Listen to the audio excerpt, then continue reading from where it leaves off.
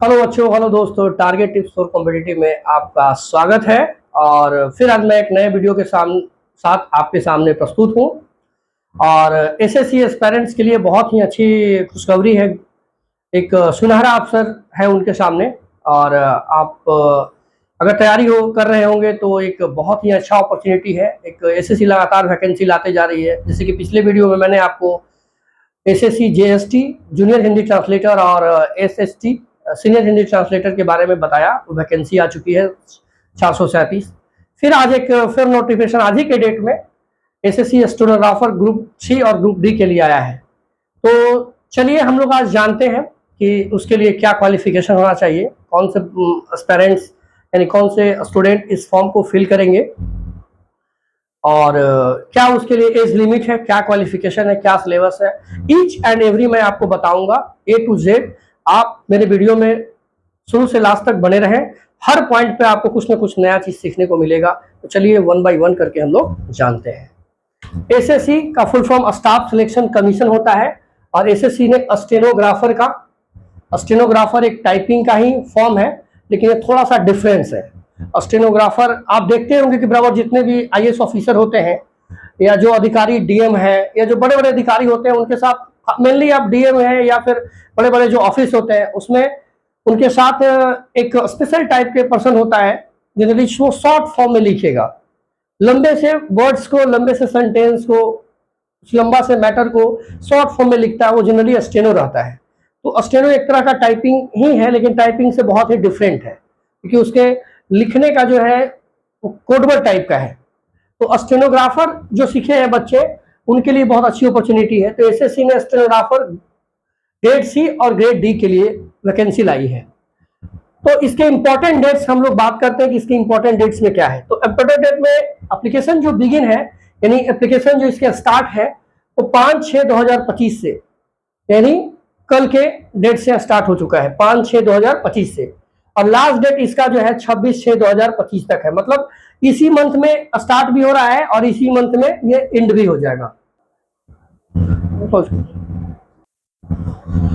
तो इसके जो पे एग्जाम फी लास्ट डेट है वो 26/6/2025 तक है। मतलब आपको फिर से रिकॉल कर देता हूं, जो एप्लीकेशन है वो 5/6/2025 से स्टार्ट हो चुका है। लास्ट डेट इसका 26/6/2025 तक है। मतलब इसी मंथ में स्टार्ट हो रहा है और इसी मंथ में इसका लास्ट डेट भी है। तो आप जल्दी से इसकी फॉर्म फिलअप कर लें। पे एग्जाम फी यानी पे जो पेमेंट का लास्ट डेट जो है वो 26/6/2025 तक है। सीबीटी ये जो एग्जाम होगा वो सीबीटी कंप्यूटर बेस्ड टेस्ट है, यानी कंप्यूटर बेस्ड टेस्ट है और जनरली एमसीक्यू क्वेश्चन होगा।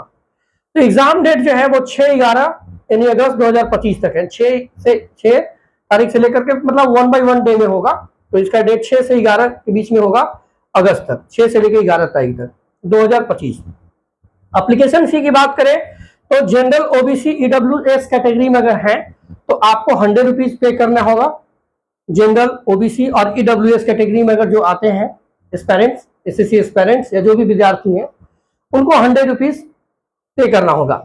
अगर आप एससी एसटी में हैं तो नील है, मतलब 1 रुपया भी नहीं देना होगा। नो, 1 रुपया नहीं, 0 रुपये लगेगा आपका।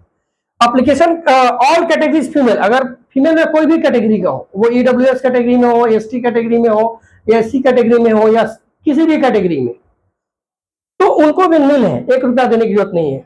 ओनली फॉर फीमेल, ये फीमेल के लिए है। करेक्शन, हाँ एक चीज ध्यान रखना है कि मैंने हाल ही में आपको एसएससी ओटीआर आया था तो मैंने अपने वीडियो में बताया था एसएससी ओटीआर के बारे में। आप एसएससी ओटीआर के बारे में अच्छे से जान लीजिए। एसएससी ओटीआर अगर कर लिए होंगे तो आप इस फॉर्म को फिलअप करने में ज्यादा टाइम आपको नहीं लगेगा। लेकिन अगर एसएससी ओटीआर आप नहीं किए तो एसएससी ओटीआर कर लीजिए, वन टाइम रजिस्ट्रेशन। तो और हाँ एक बात और, ये इस फॉर्म को फिल करिएगा बहुत ही अच्छे तरीके से, क्योंकि अगर आप गलत तरीके से करेंगे तो करेक्ट चार्ज फर्स्ट टाइम अगर करेक्शन आप कर रहे हैं तो आपको 200 रुपीज देना होगा। फिर अगर अच्छे से नहीं किए तो सेकेंड टाइप करेक्शन करेंगे तो आपको 500 रुपीज लग जाएगा। इसलिए आप अच्छे से जो है फॉर्म को फिलअप करें ताकि आपको करेक्शन करने की जरूरत ना पड़े। चलिए अब बात करते हैं एज लिमिट का। तो एज लिमिट 1/8/2025, मिनिमम जो एज है वो 18 ईयर्स हो जाए, यानी बिलो 18 ईयर्स अगर कोई बच्चे हैं एक मंथ में एक दिन भी तो फॉर्म को फिल नहीं कर पाएंगे आप। तो 18 ईयर्स अगर मोर है तो आप इस फॉर्म को फिल कर सकते हैं। Maximum age 27 years grade D के लिए, यानी ग्रेड डी के लिए अगर आप डाल रहे हैं तो, क्योंकि ये दो पोस्ट के लिए आया है, ग्रेड सी और ग्रेड डी, तो ग्रेड डी के लिए मैक्सिमम एज जो है 27 ईयर्स है, और मैक्सिमम एज अगर आप ग्रेड सी के लिए डाल रहे हैं, ग्रेड सी के लिए अगर फॉर्म फिलअप कर रहे हैं तो मैक्सिमम एज 30 ईयर्स है। मैं फिर से रिकॉल कर दूं कि मिनिमम एज इसका 18 ईयर्स है, नॉट बिलो 18 ईयर्स। अगर 18 ईयर्स बिलो है तो फॉर्म को फिल नहीं कर पाएंगे आप। मैक्सिमम एज जो है 27 ईयर्स है for grade D. Grade D के लिए आपको मैक्सिमम एज 27 ईयर्स है। अगर 28 ईयर्स और 27 एक मंथ ज्यादा भी हो जाएगा तो आप इस फॉर्म को फिल नहीं करेंगे, एक दिन ज्यादा भी हो जाएगा तो नहीं फर्क कर पाएंगे। मैक्सिमम एज ग्रेड सी के लिए 30 ईयर्स है। अब हम लोग बात करते हैं एलिजिबिलिटी।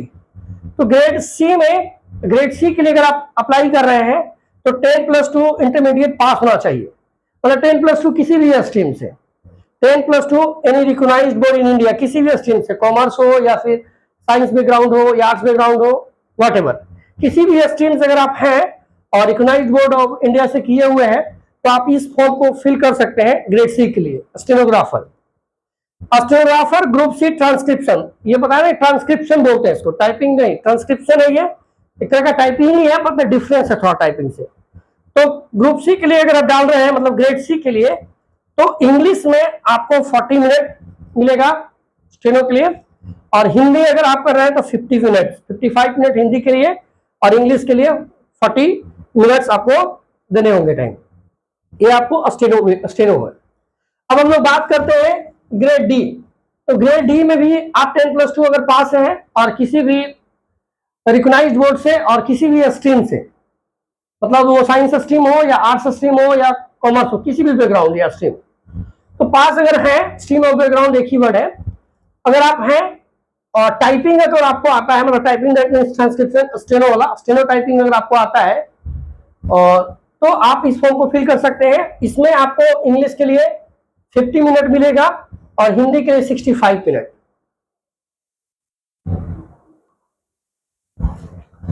चलिए अब हम लोग बात करते हैं स्कीम ऑफ एग्जामिनेशन। तो स्कीम ऑफ एग्जामिनेशन में ये एग्जामिनेशन सीबीटी होगा।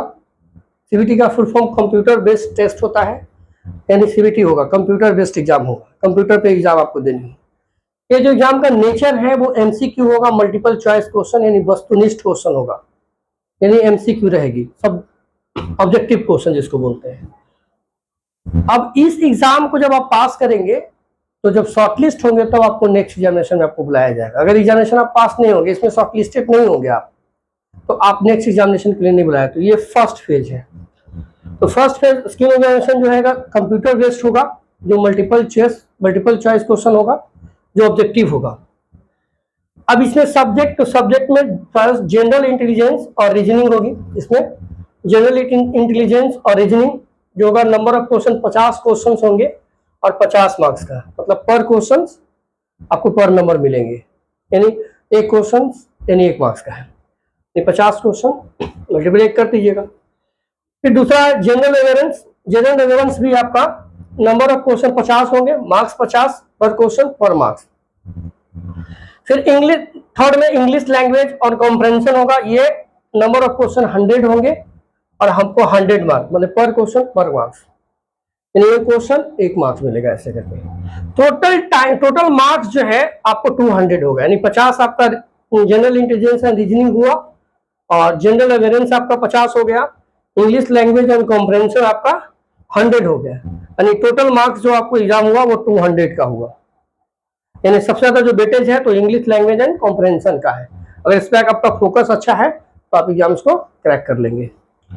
टोटल टाइम आपको जो 2 आवर मिलेगा, टोटल टाइम 2 आवर। तो फर्स्ट जो इसका फेज है स्कीम एग्जामिनेशन, ये नेचर एमसीक्यू बेस्ड यानी कंप्यूटर बेस्ड एग्जामिनेशन है और एमसीक्यू रहेगा, multiple choice question based examination होगा, यानी ऑब्जेक्टिव जिसको। अब इसमें बच्चे जब शॉर्टलिस्ट होंगे, इसमें जो पास करेंगे बच्चे, जो एसएससी एस्पिरेंट्स इसमें शॉर्टलिस्टेड होंगे, वो एस्पिरेंट्स अब नेक्स्ट टेस्ट के लिए जाएंगे। तो नेक्स्ट टेस्ट जो है स्किल टेस्ट इन स्टेनोग्राफर। मैं बताया था कि एक स्टेनोग्राफर जैसे टाइपिंग होता है उसी तरीके से एक स्टेनोग्राफर है, तो टाइपिंग से बिल्कुल डिफरेंस है। तो मैंने भी बताया था कि जनरली जो ऑफिसर वगैरह होते हैं उनके साथ ये रहते हैं और ऑफिस में भी ग्रेड से ग्रेड डी के पोस्ट पे, जो मतलब ऑफिस होता है, डिपार्टमेंट जो होगा गवर्नमेंट का, मिनिस्ट्री वगैरह, ऑर्गेनाइजेशन वगैरह, उसमें ये इनका सिलेक्शन होगा। ये क्वालिफाइंग है, मतलब ये मेरिट लिस्ट में काउंट नहीं होगा, ये क्वालिफाइंग नेचर है, लेकिन इसमें आपको क्वालिफाइंग करना होगा। अगर क्वालिफाइंग नहीं करेंगे तो फिर आगे का प्रोसेस आपका नहीं होगा। तो क्वालिफाइंग नेचर है। तो ग्रेड सी स्टेनोग्राफर, अगर ग्रेड डी के लिए अगर अप्लाई कर रहे हैं आप स्टेनोग्राफर ग्रेड डी के लिए, तो इंग्लिश में आपको 50 मिनट टाइम ड्यूरेशन टाइप, और हिंदी में 65 मिनट। स्टेनोग्राफर आप ग्रेड सी के लिए अप्लाई कर रहे हैं तो इंग्लिश में 45 मिनट टाइम ड्यूरेशन और हिंदी में 50 मिनट आपको मिलेगा। एक सबसे इंपॉर्टेंट बात कि 10 मिनट का आपको डिक्टेशन दिया जाता है, जिसको हिंदी में श्रुतिलेख बोलते हैं। 10 मिनट का आपको डिक्टेशन देगा कंप्यूटर पे ही, वो ट्रांसक्राइब करना होता है। 10 मिनट में आपको लिखना होगा डिक्टेशन। तो ग्रेड सी के लिए अगर आप अप्लाई कर रहे हैं तो 100 वर्ड्स पर मिनट, यानी 100 वर्ड लिखना होगा पर मिनट में आपको 100 मिनट, यानी 10 मिनट है तो पर मिनट 100 वर्ड्स आपको लिखने होंगे पर मिनट में। तो आपको रफ्तार आपकी अच्छी होनी चाहिए। फिर ग्रेड डी के लिए अगर अप्लाई कर रहे हैं तो 80 वर्ड्स आपको लिखने होंगे वर्ड पर मिनट। तो इस तरीके से मैंने आपको बता दिया कि एसएससी के लिए, हाँ, तो मैंने आपको बताया कि स्किल टेस्टिंग इन स्टेनोग्राफर में क्या है और स्कीम ऑफ एग्जामिनेशन क्या है। अब लास्ट जो है, जो बच्चे मतलब शॉर्टलिस्टेड होने के बाद स्किल टेस्ट में जाएंगे और इसमें अगर क्वालिफाई कर जाएंगे तो फिर मेरिट लिस्ट जो बनेगा वो आपका इस पे बनेगा, यानी कंप्यूटर बेस्ड वाले पे बनेगा, जो फर्स्ट एग्जामिनेशन जो होगा इस पे बनेगा। अगर इसमें फाइनल, इसमें अगर सिलेक्शन होता है आपका तो स्किल टेस्ट होगा, और इसमें अगर क्वालिफाइंग करेंगे तो मेरिट लिस्ट इसके आधार पे बनेगा। अब इसमें सिलेक्शन अगर हो जाता है, सारे चीजों को आप फॉलो कर लेते हैं, अगर इस चीज में क्वालिफाई कर जाते हैं तो फिर उसके बाद आपका मेन जो है डॉक्यूमेंट वेरिफिकेशन होगा लास्ट, इसको हम लोग शॉर्ट में डीबी बोलते हैं। तो डीबी में जो आप 10+2 बेसिस पे और जो मैट्रिक का सर्टिफिकेट वगैरह जो आपका रहेगा, सारे डॉक्यूमेंट, जितने डॉक्यूमेंट ये मांगेंगे वो सारे डॉक्यूमेंट आपको डॉक्यूमेंट डीबी के समय आपको देना होगा, जो जो आप फॉर्म फिलअप करेंगे उस समय। अगर कुछ गड़बड़ होगी तो फिर आपको सिलेक्शन होने में या आपका फाइनल मेरिट लिस्ट में भी दिक्कत होगी। तो मैंने आपको SSC stenographer group C group D के लिए जो वैकेंसी निकली है उसके बारे में मैंने आपको सारा डिटेल्स बता दिया कि इसका एप्लीकेशन डेट, इंपॉर्टेंट डेट्स क्या है, मतलब एप्लीकेशन कब से स्टार्ट हो रहा है और कब तक लास्ट डेट है। तो इसके लिए जो एज लिमिट है वो भी मैंने आपको बता दिया, और इसका क्वालिफिकेशन क्या होना चाहिए वो भी मैंने आपको बताया, और इसका एग्ज़ाम फेज कितने में होता है। तो एग्ज़ाम फेज 3 स्टेज में है। फर्स्ट जो है वो आपका कंप्यूटर बेस्ड है, जो कंप्यूटर पे आपको टेस्ट होगी और मल्टीपल चॉइस क्वेश्चन रहेगा, ऑब्जेक्टिव नेचर है इसका। फिर मैंने बोला कि जो इसमें फाइनल करेंगे, जो शॉर्ट लिस्ट होगा, मतलब कंप्यूटर बेस्ड पे के आधार पे ही आपका मेरिट लिस्ट बनेगा। इसमें आप शॉर्ट लिस्ट होंगे तो फिर आप next exam skill test stenographer होगा, वो सारा डिटेल मैंने आपको बता दिया। फिर आपको 10 मिनट का डिक्टेशन दिया जाएगा, श्रुतिलेख लिखा जाएगा। फिर आप इसमें क्वालिफाइंग नेचर का है, जो आपका स्किल टेस्ट जो होगा वो क्वालिफाइंग नेचर का है। फिर उसके बाद लास्ट में डॉक्यूमेंट वेरिफिकेशन होगा। तो सारा चीज़ मैंने आपको बता दिया, और आप शुरू से लास्ट तक मेरे वीडियो को देखें उसके लिए बहुत बहुत धन्यवाद। और हर वीडियो में आप लोगों को प्रेरित करने के लिए, आपके उत्साह को बढ़ाने के लिए मैं हर वीडियो के लास्ट वीडियो में एक शेर सुनाता हूँ, एक मोटिवेशन सुनाता हूँ। तो आज चलिए मैं फिर से एक मोटिवेशन, एक शेर सुनाता हूँ कि न संघर्ष न तकलीफ, न संघर्ष न तकलीफ तो क्या मजा है जीने में। न संघर्ष न तकलीफ, न संघर्ष न तकलीफ तो क्या मजा है जीने में। और बड़े बड़े तूफान थम जाते हैं जब आग लगी हो सीने में। इसका मतलब है कि अगर आपके जीवन में संघर्ष नहीं है, आप अगर संघर्ष नहीं कर रहे हैं, आप डेडिकेटेड नहीं है अपने मिशन के प्रति, अपने एम गोल के प्रति, तो अगर आप तकलीफ नहीं झेल रहे हैं, संघर्ष मतलब ऐसा नहीं, तकलीफ मतलब संघर्ष आप अगर कर रहे हैं, टाइम दे रहे हैं, आप पेशेंस आपके पास है, ना संघर्ष न तकलीफ, अगर संघर्ष और तकलीफ नहीं है तो फिर जीने में कोई मजा नहीं है। बड़े बड़े तूफान थम जाते हैं। अगर आप अच्छे से संघर्ष कर रहे हैं, अच्छे से आप मेहनत कर रहे हैं, पेशेंस के साथ टाइम आप दे रहे हैं अपने मिशन के प्रति, अपने गोल के प्रति, तो बड़े बड़े तूफान इतना भी तूफान, बड़े बड़े बाधाएं, तूफान मतलब बाधाएं होता है, इतनी बड़ी बाधाएं क्यों ना हो, इतने बड़े कष्ट क्यों नहीं आपके जीवन में आए। हर व्यक्ति के जीवन में, हर स्टूडेंट्स के जीवन में कुछ ना कुछ बाधाएं तो आती ही हैं, और आती है तो ऐसा नहीं वो परमानेंट रहता है, वो अस्थायी रहता है, फिर चला जाता है। तो बाधाएं, हम बड़े बड़े तूफान थम जाते हैं, थम जाते हैं मतलब रुक जाते हैं। अगर आपका संघर्ष अच्छा है, आप दिल से मेहनत किए हैं, आपके दिल में, सीने में आग लगा हुआ है, जुनून में है आप, एक आपदम डेडिकेटेड है अपने टारगेट के प्रति, तो फिर बड़े बड़े तूफान थम जाएंगे। तो चलिए, आप इसी तरीके से मेरे वीडियो को देखते रहें, और आप पिछले वीडियो में ढेर सारा प्यार दिया आपने।